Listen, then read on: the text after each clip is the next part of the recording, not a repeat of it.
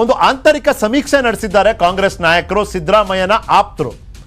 ಅವರೇ ಸಿದ್ದರಾಮಯ್ಯ ಅವ್ರಿಗೆ ಸಲಹೆ ಕೊಟ್ಟಿದ್ದಾರೆ, ಸರ್ ನೀವು ಯಾರನ್ನೂ ನಂಬಂಗಿಲ್ಲ, ಇಲ್ಲಿ ನಿಮ್ಮ ಪಕ್ಷ ಬೇರೆ ಪಕ್ಷ ಅಂತ ಯಾರನ್ನೂ ನಂಬಕ್ಕೆ ಹೋಗ್ಬೇಡಿ, ಜನರ ಜೊತೆ ನಿಮ್ಮ ಒಂದು ಡೈರೆಕ್ಟ್ ಸಂಬಂಧವನ್ನು ಸ್ಥಾಪಿಸೋದ್ರಲ್ಲಿ ನೀವು ಏನೇನು ಮಾಡಬೇಕೋ ಅದನ್ನು ಮಾಡಿ, ಪದೇ ಪದೇ ಆದಷ್ಟು ಫ್ರೀಕ್ವೆಂಟ್ ಆಗಿ ವಾರಕ್ಕೊಂದ್ಸತಿ 2 ವಾರಕ್ಕೊಂದ್ಸತಿ ನೀವು ಕೋಲಾರಕ್ಕೆ ಭೇಟಿ ಕೊಡ್ತಾನೆ ಇರಬೇಕು.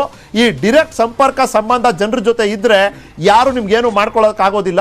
ಇದೆಲ್ಲದ್ರ ನಡುವೆ ವರ್ತೂರ್ ಪ್ರಕಾಶ್ ಅವರು ಸಾಕಷ್ಟು ಸಂದರ್ಶನಗಳಲ್ಲಿ ಹೇಳಿದ್ದಾರೆ, 100 ಕುರುಬಾ ಓಟಲ್ಲಿ 60 ಸಿದ್ದರಾಮಯ್ಯನವ್ರಿಗೆ ಹೋಗ್ಬೋದು, ಇಲ್ಲ ಅಂತ ಹೇಳೋದಿಲ್ಲ, ಆದರೆ 40 ನನಗೆ ಬರುತ್ತೆ ಅನ್ನೋ ಮಾತನ್ನ ಏನು ಹೇಳಿದಾರಲ್ಲ, ಇದು ಸಿದ್ದರಾಮಯ್ಯನವರ ಫಲಿತಾಂಶದ ಮೇಲೆ, ಅಲ್ಲಿನ ಚುನಾವಣೆಯ ಫಲಿತಾಂಶದ ಮೇಲೆ ಯಾವ ರೀತಿ ಪರಿಣಾಮ ಬೀರುತ್ತೆ ಅನ್ನೋ ಸಹಜವಾದ ಪ್ರಶ್ನೆ ನಮ್ಮ ಮುಂದೆ ತಂದಿಡುತ್ತೆ.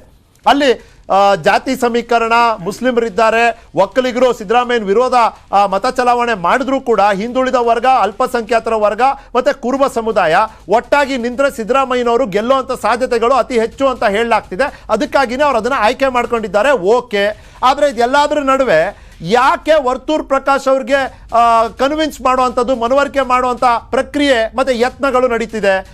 ರಘುರಾಜ್ ಇದ್ದಾರೆ, ನನ್ನ ಕಲೀಗ್ ಕೋಲಾರದಿಂದ ಲೈವ್ ಜಾಯ್ನ್ ಆಗಿದ್ದಾರೆ. ರಘುರಾಜ್, ಅಷ್ಟಕ್ಕೂ ಇಲ್ಲಿ ಆಗಿರೋದೇನು? ನಿಖಿಲ್ ಸರ್, ಈಗ ಕೋಲಾರ ಕ್ಷೇತ್ರದಲ್ಲಿ ಸಿದ್ದರಾಮಯ್ಯನವರು ಸ್ಪರ್ಧೆ ಘೋಷಣೆ ಮಾಡಿದ ನಂತರ ಎಲ್ಲರ ಒಂದು ಕೇಂದ್ರ ಬಿಂದು ಆಗಿರುತ್ತದೆ ವರ್ತೂರ್ ಪ್ರಕಾಶ್ ಅವ್ರ ನಿರ್ಧಾರ ಏನಾಗಿರುತ್ತೆ ಅಂತಂದ್ರೆ, ಯಾಕಂತಂದ್ರೆ ಹಿಂದೆ ಏನು ಅಹಿಂದ ಸಮಾವೇಶನ ಸಿದ್ದರಾಮಯ್ಯರು ಶುರು ಮಾಡಿದಾಗ ವರ್ತೂರ್ ಪ್ರಕಾಶ್ ಅವರು ಅದ್ರ ಬೇಸ್ ಆಗಿ ನಿಂತು ಅವ್ರ ಜೊತೆಗೆ ಸಾಕಷ್ಟು ಒಂದು ಸಮಾವೇಶಗಳಲ್ಲಿ ಭಾಗಿಯಾಗಿದ್ರು. ಈಗ ಸಿದ್ದರಾಮಯ್ಯನವರೇ ಕೋಲಾರ ಅಭ್ಯರ್ಥಿ ಆಗ್ತಾ ಇರೋದ್ರಿಂದ ವರ್ತೂರ್ ಪ್ರಕಾಶ್ ಅವರು ಬಿಜೆಪಿನ ಸ್ಪರ್ಧೆ ಮಾಡೋದಿಲ್ಲ, ಅವರಿಗೆ ಬೆಂಬಲವಾಗಿ ನಿಲ್ತಾರೆ ಅಂತಕ್ಕಂಥ ಮಾತು ಕೂಡ ಕೇಳಿ ಬರ್ತಾ ಇತ್ತು. ಈ ಸಂಬಂಧಪಟ್ಟಂತೆ ಈಗ ವರ್ತೂರ್ ಪ್ರಕಾಶ್ ಅವರ ಒಂದು ಮನವೊಲಿಕೆ ಯತ್ನ ಕೂಡ ಬೆಂಗಳೂರಿನಲ್ಲಿ ಆಗಿದೆ. ಕೆಲ ಸ್ವಾಮೀಜಿಗಳು ಕೂಡ ಭಾಗಿಯಾಗಿದ್ದಾರೆ, ಮತ್ತೆ ಅವರ ಸಮುದಾಯದ ನಾಯಕರು ಕೂಡ ಭಾಗಿಯಾಗಿದ್ದಾರೆ ಅಂತಕ್ಕಂಥ ಮಾಹಿತಿ ಲಭ್ಯವಾಗಿರುವಂತದ್ದು. ನೀವು ಸ್ಪರ್ಧೆ ಮಾಡಿದ್ರೆ ಸಿದ್ದರಾಮಯ್ಯ ಅವರ ಗೆಲುವಿಗೆ ಶ್ರಮಿಸಿ ಬಿಜೆಪಿಯಿಂದ ಅಭ್ಯರ್ಥಿ ಯಾರಾದ್ರೂ ಆಗಿರ್ಬೋದು, ನೀವು ಸಿದ್ದರಾಮಯ್ಯ ಜೊತೆಗೆ ನಿಂತ್ಕೊಳ್ಳಿ ಅಂತಕ್ಕಂಥ ಒಂದು ಚರ್ಚೆಯನ್ನ ಮಾಡಿದ್ದಾರೆ ಅಂತಕ್ಕಂಥ ಮಾಹಿತಿ ಲಭ್ಯವಾಗಿರುವಂತದ್ದು. ಅದೇ ಇದು ವರ್ತೂರ್ ಪ್ರಕಾಶ್ ಅವರು ಈ ಒಂದು ಏನ್ ಮನವೊಲಿಕೆಗೆ ಬಗ್ಗಿಲ್ಲ ಅಂತಕ್ಕಂಥ ಮಾಹಿತಿ ಇದೆ. ನಾನು ಬಿಜೆಪಿಯಿಂದ ಸ್ಪರ್ಧೆ ಮಾಡ್ತೀನಿ, ಮತ್ತೆ ನಾನು ಮಂತ್ರಿ ಕೂಡ ಆಗ್ತೀನಿ, ಸಿದ್ದರಾಮಯ್ಯ ಅವರು ಕೋಲಾರ ಸೋಲ್ತಾರೆ, ಅವರನ್ನ ವರ್ಣಾ ಕ್ಷೇತ್ರದಲ್ಲಿ ನಿಂತ್ಕೊಳ್ಳೋಕೆ ಹೇಳಿ ಅಂತಕ್ಕಂಥ ಒಂದು ಮಾತನ್ನ ಹೇಳಿ ವರ್ತೂರ್ ಪ್ರಕಾಶ್ ಅವರು ಆ ಒಂದು ಸಭೆಯಿಂದನೇ ಹೊರಬಂದಿದ್ದಾರೆ ಅಂತಕ್ಕಂಥ ಮಾತು ಲಭ್ಯವಾಗ್ತಿರುವುದು. ಮತ್ತೆ ಸಿದ್ದರಾಮಯ್ಯನವರು ಏನು ಕೋಲಾರ ಕ್ಷೇತ್ರದಿಂದ ಅವರು ಸ್ಪರ್ಧೆ ಮಾಡೋಕ್ ಮುಂಚೆ ಅವರು ಕೆಲವೊಂದು ವರದಿನ ತರಿಸ್ಕೊಂಡಿದ್ರು.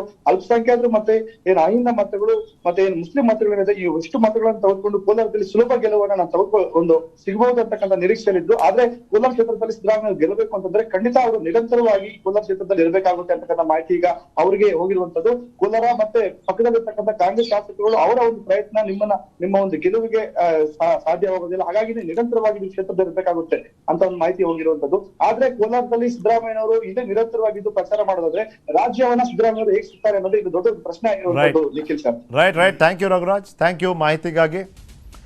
ಇದು ನಾವೆಲ್ಲ ಅನ್ಕೊಂಡಿದ್ದೀವಿ, ಚಿದಾನಂದ್ ಪಟೇಲ್ ಮೊದಲು ನಾವು ಜಾತಿದು ಲೆಕ್ಕಾಚಾರ ಸಮೀಕರಣ ಹಿಂಗಿಂಗ್ ಆಗೋದ್ರೆ ಮ್ಯಾಥ್ಸು ಅರ್ಥಮೆಟಿಕ್ ಹಿಂಗೆ ಕಾಣ್ತಾ ಇದೆ, ಸಿದ್ದರಾಮಯ್ಯನವ್ರಿಗೆ ಈಸಿ ಗೆಲುವು ಅಂತ ನಾವು ಅನ್ಕೋತಿದ್ದೀವಿ.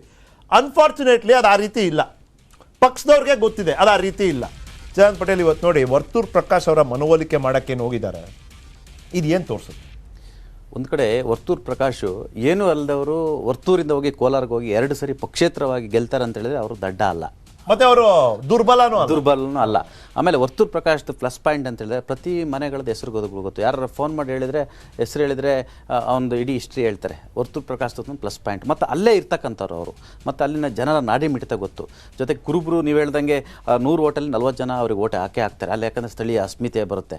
ಜೊತೆಗೆ ವರ್ತೂರ್ ಪ್ರಕಾಶ್ ನಿಲ್ಲೋದ್ರಿಂದ ಎಲ್ಲ ಒಂದು ಕಡೆ ಕುರುಬರು ಓಟ್ರೇನು ನಂಬ್ಕೊಂಡಿದ್ದಾರೆ ಸಿದ್ದರಾಮಯ್ಯಗೆ, ಆ ಓಟ್ಗಳು ಎಲ್ಲ ಒಂದು ಕಡೆ ವರ್ಗಾವಣೆ ಆಗಬಾರ್ದು. ಕ್ರೋಢೀಕರಣ ಅನ್ನೋದು 60-40ನ ನಾವು ಕ್ರೋಢೀಕರಣ ಅನ್ನೋಕ್ಕಾಗಲ್ಲ ಪಟೇಲ್. ಏನು ಮದು 60-40ನ ನಾವು ಕ್ರೋಢೀಕರಣ ಅನ್ನೋಕ್ಕಾಗಲ್ಲ. ಇನ್ನು 80-20 90-10 ಆದ್ರೆ ಅಂದ್ರೆ 80-100ಕ್ಕೆ 80 ಓಟು ಸಿದ್ದರಾಮಯ್ಯನವ್ರಿಗೆ ಹೋಯ್ತು, 20 ಓಟು ವರ್ತೂರ್ ಪ್ರಕಾಶ್ ಅವ್ರಿಗೆ ಹೋಯ್ತು ಫಾರ್ ವಾಟ್ ಎವರ್ ರೀಸನ್ಸ್, ಅದನ್ನ ನಾವು ಕ್ರೋಢೀಕರಣ ಅಂತ ಒಪ್ಪಬಹುದು. 60-40ನ ಕ್ರೋಢೀಕರಣ ಅಲ್ಲ. ಆ ಕ್ರೋಢೀಕರಣದ ಒಂದು ಪರ್ಸೆಪ್ಷನ್ ಬಿಲ್ಡ್ ಮಾಡಲಿಕ್ಕೆ ಈ ಒಂದು ತಂತ್ರಗಾರಿಕೆಯನ್ನ ಮಾಡ್ತಾ ಇರುವಂತದ್ದು. ಯಾಕಂದ್ರೆ ಈಗ ನೀವು ಲಿಂಗಾಯತರು ಅಂತ ಬಂದ್ರೆ ಯಡಿಯೂರಪ್ಪ ನಂತರ ಬೇರೆ ಬೇರೆ ಪ್ರಯತ್ನಗಳು ಈಗ ಒಂದು ಹಂತದಲ್ಲಿ ಬೊಮ್ಮಾಯಿ ಅವರ ನಾಯಕತ್ವಕ್ಕೆ ಒಂದಷ್ಟು ಮುಖ್ಯಮಂತ್ರಿ ಕಾರಣಗಳಿಗೆ ಸಿಗ್ತಾ ಇದೆ.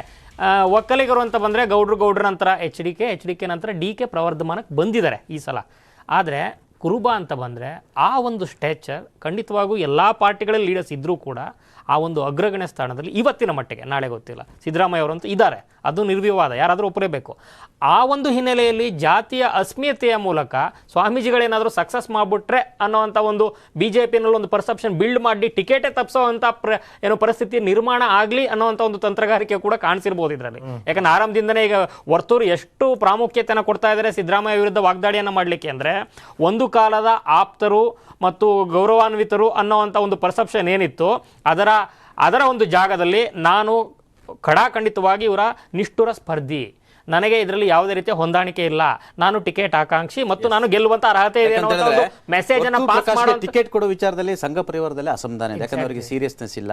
ಲಾಸ್ಟ್ ಮೂಮೆಂಟ್ ಅಲ್ಲಿ ಜಾತಿ ಅಡ್ಜಸ್ಟ್ಮೆಂಟ್ ಆಗ್ಬೋದು, ಲಾಸ್ಟ್ ಮೂಮೆಂಟ್ ಅಲ್ಲಿ ಬೇರೆ ಬೇರೆ ಕಾರಣಕ್ಕೆ ಅವರು ಬಿಟ್ಟು ಹೋಗ್ಬೋದು ಅನ್ನೋ ಆತಂಕ. ಅದೇ ಕಾರಣಕ್ಕಾಗಿ ಇನ್ನೊಬ್ರು ರೆಡ್ಡಿ ಅನ್ನೋರನ್ನ ಸಂಪರ್ಕ ಮಾಡಿದ್ರು, ಬೇರೆ ಬೇರೆ ನೋಡುತ್ತಿದ್ದಾರೆ. ಅಲ್ಲಿ JDS ನ ಅಭ್ಯರ್ಥಿ ಶ್ರೀನಾಥನವರು ಸಖತ್ ಸ್ಟ್ರಾಂಗ್ ಇರ್ತಕ್ಕಂಥವ್ರು ಅವರು. ಯಾಕಂತ ಹೇಳಿದ್ರೆ ಅವರು APMC ರೈತರ ಜೊತೆ ನೇರ ಸಂಪರ್ಕ ಇರ್ತಕ್ಕಂಥದ್ದು. ಒಂದು ವೇಳೆ BJP ಲೆಕ್ಕಾಚಾರ ಅಂದರೆ ಸಿದ್ದರಾಮಯ್ಯ ಅವ್ರು ಸೋಲಿಸ್ಬೇಕು, ಅಲ್ಲಿ JDS ವಿರೋಧಿ ಅಲ್ಲ, ಅವರಿಗೆ ಸಿದ್ದರಾಮಯ್ಯ ರಾಜಕೀಯ ವಿರೋಧಿ. ಹಾಗಾಗಿ ಯಾರಾದರೂ ವೀಕ್ ಕ್ಯಾಂಡಿಡೇಟ್ ಹಾಕಿ JDSಗೆ ಇಂಡೈರೆಕ್ಟ್ಲಿ ಸಪೋರ್ಟ್ ಮಾಡಿದ್ರೆ JDS ಅಭ್ಯರ್ಥಿ ಗೆಲ್ತಾರೆ, ಆಗ ಸಿದ್ದರಾಮಯ್ಯ ಸೋಲಕ್ಕೆ ಈಸಿ ಆಗುತ್ತೆ ಅನ್ನೋದು ಒಂದು BJP ಒಂದು ನಾವೇ ಗೆಲ್ಬೇಕು, ನಾವಿಲ್ಲ ಅಂದ್ರೆ JDS ಗೆಲ್ಬೇಕು, ಒಟ್ನಲ್ಲಿ ಸಿದ್ದರಾಮಯ್ಯ ಗೆಲ್ಬಾರ್ದು. ಇಲ್ಲ ಸೋಲ್ಸು ಇಲ್ಲ ಗೆಲ್ಲು. ಆ ಒಂದು ಸೋಲ್ಸಕ್ಕೆ ನನಗೆ ಶಕ್ತಿ ಇದೆ ನಂಬಿ ಅನ್ನುವಂತ ಒಂದು ಮೆಸೇಜ್ ಅನ್ನ ಪದೇ ಪದೇ ಕೊಡುವಂತ. ಬಟ್ ಈ ಆತಂಕ ಇದೆಯಲ್ಲ, ಈ ಪ್ರಯತ್ನ ಏನ್ ಮಾಡಿದ್ದಾರೆ, ಈ ಪ್ರಯತ್ನದ ಹಿಂದೆ ನೇರ ನಮಗೆ ಕಾಣ್ತಿರೋದು ಒಂದೇ ಆತಂಕ, ಏನೋ ಆಗೋಗ್ಬಿಡ್ಬೋದು ಅಂತ. ಈ ಆತಂಕದ ಬಳಕೆ BJP ಹೆಂಗ್ ಮಾಡ್ಕೋಬಹುದು ಅಂದ್ರೆ, ರಘುರಾಜ್ ಬಹಳ ಚೆನ್ನಾಗಿ ಹೇಳಿದ್ರು, ಸಿದ್ದರಾಮಯ್ಯನವ್ರನ್ನ ಹಿಡಿದಿಟ್ಬಿಟ್ರೆ ಕೋಲಾರ್ನಲ್ಲಿ ರಾಜ್ಯ ಪ್ರವಾಸ, ರಾಜ್ಯ ಪ್ರಚಾರ ಹೆಂಗೆ? ಪ್ಲೀಸ್, ನಿಮಗೆ ಸಿದ್ದರಾಮಯ್ಯ ಚಾಮುಂಡೇಶ್ವರಿ ನಿಂತಿದ್ದಕ್ಕೆ ಒಟ್ಟು ಅಲ್ಲಿ 11 ದಿವಸ ಪ್ರಚಾರ ಮಾಡಿದ್ರು. 11 ದಿವಸದಲ್ಲಿ ಅವರು ಕನಿಷ್ಠ ಒಂದು 20ರಿಂದ 25 ಕಾನ್ಸ್ಟಿಟ್ಯೂನ್ಸಿಗಳಿಗೆ ಹೋಗಿದ್ರೆ ಹತ್ತತ್ರ 2,000 ರಿಂದ 3,000 ಓಟ್ಗಳು ಬರೋದು. ಕಾಂಗ್ರೆಸ್ ಕಳೆದ ಬಾರಿ 40 ಸೀಟನ್ನ 1,000ದಿಂದ ಹಿಡಿದು 5,000 ಒಳಗಡೆ ಮಾರ್ಜಿನಲ್ಲಿ ಸೋತಿರ್ತಕ್ಕಂಥದ್ದು. ಅಲ್ಲಿ ಅವ್ರನ್ನ ಅಲ್ಲೇ ಕಟ್ಟಾಕಿದ್ರೆ ಬೇರೆ ಬೇರೆಯವರಿಗೆ ಅನುಕೂಲ ಆಗುತ್ತೆ ಅನ್ನೋದು ಇದು ರಾಜಕೀಯ. ಬಟ್ ಅದು ಅನುಕೂಲ ಕೂಡ ಆಗುತ್ತೆ. ಹಾಗಾಗಿ ಬಹುಶಃ ಸಿದ್ದರಾಮಯ್ಯ ಪುತ್ರ ಪ್ರೇಮ, ಯಾಕಂದರೆ ಒಂದು ವೇಳೆ ಹಂಗ್ ಅಸೆಂಬ್ಲಿ ಆದರೆ ಕಾಂಗ್ರೆಸ್ JDS ಅಥವಾ ಬೇರೆ ಏನಾದರೂ ಸರ್ಕಾರ ಆದರೆ ಮಗ ಒರ್ಣಲ್ ಗೆದ್ದಿರ್ತಾರೆ, ಮಿನಿಸ್ಟರ್ ಮಾಡ್ಬೋದು ಅಂತೇಳಿ. ಕಾಂಗ್ರೆಸ್ಸೇ ಪೂರ್ಣ ಬಹುಮತ ಬಂದು ಇವರು ಮುಖ್ಯಮಂತ್ರಿ ಆಗಲಿಲ್ಲ ಅಂತೆ, ಮಗ ಒರ್ಣಲ್ ಗೆದ್ದಿರ್ತಾನೆ, ಅವ್ರನ್ನ ಮಂತ್ರಿ ಮಾಡ್ಬೋದು ಅವ್ರ ಲೆಕ್ಕಾಚಾರ. ಇದು ಪುತ್ರ ಪ್ರೇಮದ ಕಾರಣಕ್ಕಾಗಿ ಅನಿವಾರ್ಯ ಕೋಲಾರದಲ್ಲಿ ಬಂದು ನಿಂತಿದ್ದಾರೆ. ಅಷ್ಟು ಸುಲಭದ ಇದು ತುತ್ತಲ್ಲ. ಯಾಕಂತ ಹೇಳಿದ್ರೆ ಇದು ಸಿದ್ದರಾಮಯ್ಯನವರು ಏನೋ ಅನ್ಕೋಬಹುದು, ಆದರೆ ಇಲ್ಲಿ ಏನಾದರೂ JDS BJP ಒಟ್ಟಾದ್ರೆ ಸಿದ್ದರಾಮಯ್ಯನವರು ಗೆಲ್ಲೋದು ಅಷ್ಟು ಸುಲಭದ. ಅದಕ್ಕೆ ಇಲ್ಲಿ ಒಂದು 5 ಸಿನಾರಿಯೋ ಇದೆ Patel. Siddaramaiah versus JDS, Siddaramaiah versus JDS BJP, Siddaramaiah versus JDS BJP Congress. ಹಿಂಗೆ ಯಾರೆಲ್ಲರೂ ಸಿದ್ದರಾಮಯ್ಯನ ವಿರುದ್ಧ ಕಟ್ ನಿಲ್ಲೋ ಅಂತ, ಒಟ್ಟಾಗಿ ನಿಲ್ಲೋ ಅಂತ ಸಾಧ್ಯತೆಗಳಂತೂ ಇರುತ್ತೆ. ಇವತ್ತಿಗೆ ನಮ್ಮ ಹತ್ರ ಸಮಯ ಇದ್ದಿದ್ದಿಷ್ಟೇ. ನನ್ನ ಇಬ್ಬರು ಹಿರಿಯ ಸಹೋದ್ಯೋಗಿಗಳಿಗೆ ಧನ್ಯವಾದ ನಿಮ್ಮ ಸಮಯಕ್ಕಾಗಿ. ಇದಾಗಿತ್ತು ಇವತ್ತಿನ ಎಲೆಕ್ಷನ್ ಬುಲೆಟಿನ್, ಚುನಾವಣಾ ಚದುರಂಗ. ನೋಡಿದ್ದಕ್ಕಾಗಿ ಧನ್ಯವಾದ.